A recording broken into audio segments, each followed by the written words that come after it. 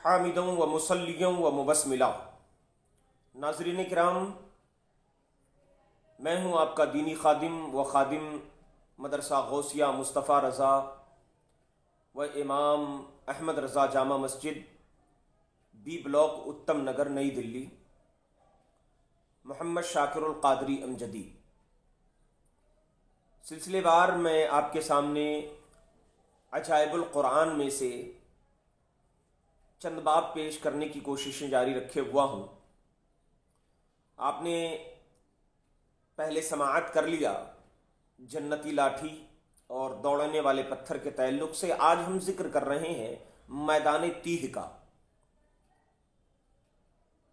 حضرت موسیٰ علیہ السلام بنی اسرائیل کو لے کر اسی میدان میں 40 سال تک قیام پذیر رہے۔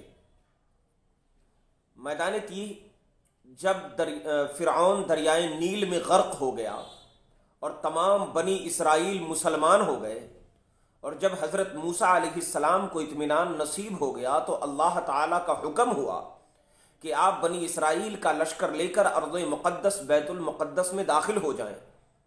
اس وقت بیت المقدس پر قوم عمالقہ کی قوم کا قبضہ تھا، جو بدترین کفار تھے اور بہت طاقتور و جنگجو اور نہایت ہی ظالم لوگ تھے۔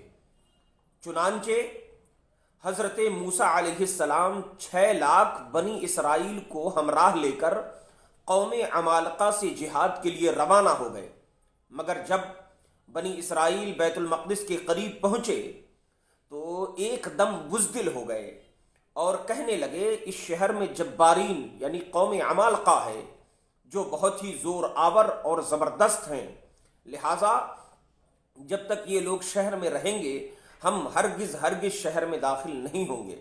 بلکہ بنی اسرائیل نے حضرت موسیٰ علیہ السلام سے یہاں تک کہہ دیا کہ اے موسیٰ، آپ اور آپ کا خدا جا کر اس زبردست قوم سے جنگ کریں۔ یہ وہ جملے تھے جو نہایت ہی گستاخانہ جملے تھے اور اللہ تعالیٰ کی ناراضگی کا باعث تھا۔ وہ کہنے لگے کہ تم جاؤ اور تمہارا خدا جا کر کے جنگ کرے، ہم تو یہیں بیٹھے رہیں گے۔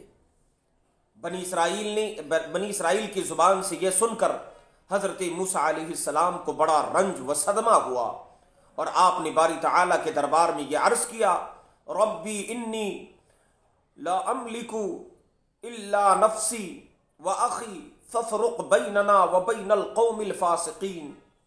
پارہ نمبر 6 سورۃ المائدہ آیت نمبر 25 میں اس کا ذکر ہے۔ ترجمہ کنز ایمان، اے رب میرے، مجھے اختیار نہیں مگر اپنا اور اپنے بھائی کا، تو ہم کو ان بے حکموں سے جدا رکھ۔ اس دعا پر اللہ تعالیٰ نے اپنے غضب و جلال کا اظہار کرتے ہوئے فرمایا، فَإِنَّهَا مُحَرَّمَةٌ عَلَيْهِمْ أَرْبَعِينَ سَنَةً يَتِيهُونَ فِي الْأَرْضِ فَلَا تَأْسَ عَلَى الْقَوْمِ الْفَاسِقِينَ۔ یہ آیت نمبر 26 ہے سورۃ المائدہ کی۔ تو وہ زمین ان پر حرام ہے، 40 برس تک بھٹکتے پھریں زمین میں، تو تم ان بے حکموں کا افسوس نہ کھاؤ۔ اللہ آپ دیکھیں، اللہ تعالیٰ کے فرامین کو نہ ماننا اور اس کا حکم عدولی اور اس کی نافرمانی کس قدر نقصان کا باعث ہے۔ آج بھی ہماری قوم میں بھی، ہماری جماعت میں بھی اور قوم مسلم امت محمدیہ صلی اللہ علیہ وآلہ وسلم میں بھی بہتروں لوگ ہیں، سینکڑوں ہزاروں کروڑوں لوگ ہیں جو دھڑلے سے اور بڑی ہی دیدہ دلی کے ساتھ اللہ رسول کی نافرمانی کرتے ہیں اور ان کے حکم اور ان کے حکم کی عدولی کرتے ہیں، اور حکم نہ ماننے کے تحت وہ بے برکتی کا شکار ہوتے ہیں، کئی بار بیماریوں کا شکار ہوتے ہیں، کئی بار الجھنوں کا شکار ہوتے ہیں، طرح طرح کی پریشانیوں میں مبتلا ہوتے ہیں۔ اور سب سے بڑی چیز یہ کہ کئی بار اپنے وطن عزیز میں بھی اجنبی بن کر کے زندگی گزارنے پر مجبور ہو جاتے ہیں۔ الغرض یہ کہ جب انہوں نے نافرمانی کی اللہ رب العزت کی اور حضرت موسیٰ علیہ السلام سے جب یہ زبان درازی کی کہ تم جاؤ اور تمہارا خدا جائے، اس کا نتیجہ یہ ہوا کہ یہ 6 لاکھ بنی اسرائیل ایک میدان میں 40 برس تک بھٹکتے رہے مگر اس میدان سے باہر نہ نکل سکے۔ اسی میدان کا نام میدان تی ہے۔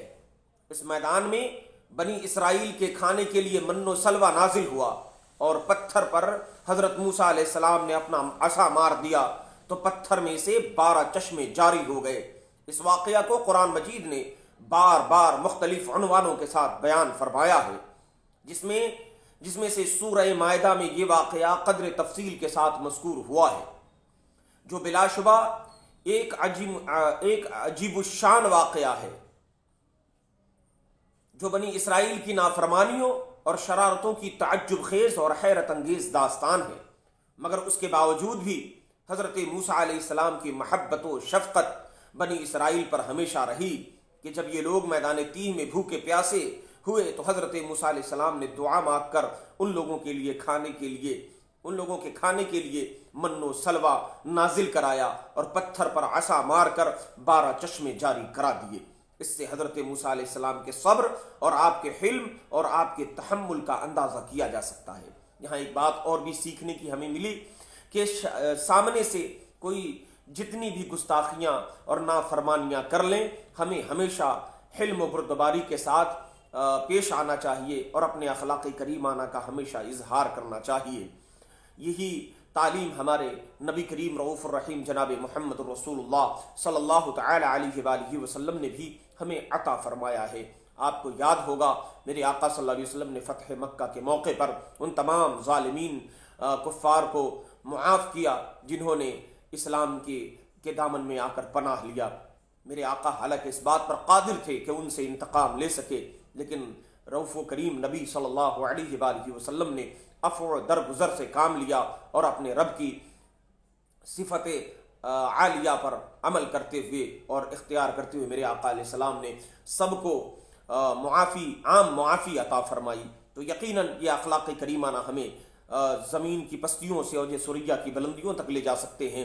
ضرورت ہے اس بات کی کہ آج بھی ہو اگر ابراہیم سا ایماں پیدا، آج بھی ہو اگر ابراہیم سا ایماں پیدا، آگ کر سکتی ہے انداز گلستہ پیدا۔ اللہ عز و جل اپنے محبوبین کے طریقے پر ہمیں چلنے کی توفیق عطا فرمائے، اور مولا عز و جل پیارے محبوب علیہ السلام کی سنتوں پر عمل کرنے اور پیارے محبوب علیہ السلام سے سچی محبت کرنے کا جذبہ اور توفیق عطا فرمائے۔ آمین بجاہ النبی الامین الکریم صلی اللہ علیہ وآلہ وسلم۔